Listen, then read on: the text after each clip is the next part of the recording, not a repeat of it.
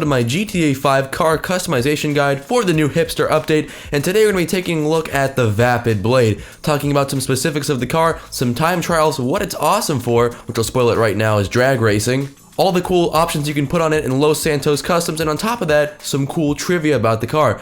So make sure to stay tuned for the full video to learn a bunch about the car and become a master of the Vapid blade. And you can also check out the description down below for a link to a playlist with all of my other GTA 5 Hipster update car guides.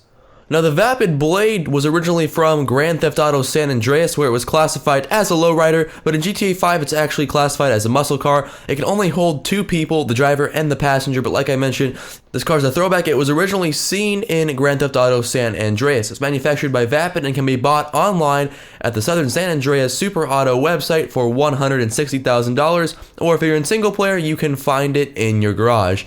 Now, another car I definitely recommend taking into Los Santos Customs. The Hipster update is awesome for all these non-supercars. It's really cool, and there's so many new cars. They're not all the same sounding, the same looking, and of course, they all have some unique options. Now, what's cool about this car is it's amazing for drag racing. I'll show it on screen right now. This car doesn't have too quickly of a top speed, but it can very quickly accelerate super quickly, especially with the turbo tuning, and get going really fast, and leads me to believe it's drag racing. There's a few customization options for it that also involve drag racing, and also the way the cars tend to sag towards the back. Definitely some great acceleration on this thing though, and it's an amazing car.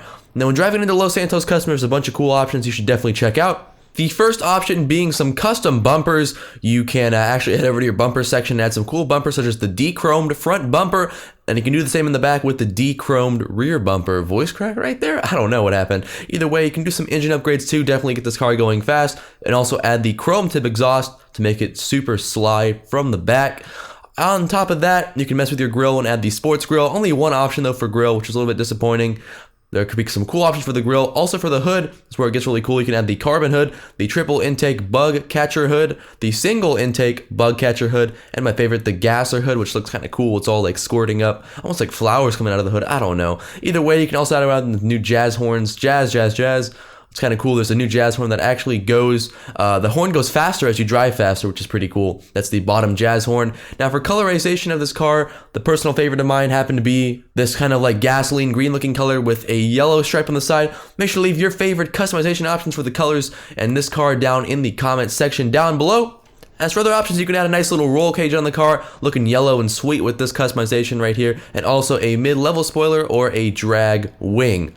Also hinting this is for drag racing. You can lower the suspension if you want to, but if you look at the car from the side, the front is always going to be up more, as you can see right here. And that's really about it. You can upgrade your transmission, you can add turbo tuning, but that's really about it. This car is amazing, like I mentioned, if you're trying to do drag races with friends on the streets.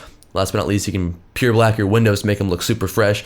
But that's about it for customization for this car. It's raining right now. It's raining, it's pouring. Either way, this car has some cool options that I definitely like. Now, most of the fun-filled facts for this car, the trivia, so to say, is for San Andreas, but there are some cool ones. The default station for GTA 5 is Channel X, and also in GTA 5, the blade's rear suspension is lowered due to the fact that it has a straight axle front end. Also, the HD Universe blade seems to be modified for drag racing, as indicated by its impressive acceleration and wide rear tires. So both two more reasons why this car is definitely great for drag racing, and like I mentioned, I showed it in the beginning. Now, if you enjoyed the video, please make sure to support it by leaving a like. You can also check out my other car guides down in the description below, a playlist of all of them. If you're new around here and you haven't yet already, I definitely recommend subscribing for some more awesome daily GTA 5 and gaming tips, news, info, and more. You can follow my Twitter and like my Facebook. Those are down in the description. That's about it, and have a great day. Erectile dysfunction is bad, but leaving a like on the video isn't. Whether you're hard or soft, make sure to slap that like button and subscribe while you're at it.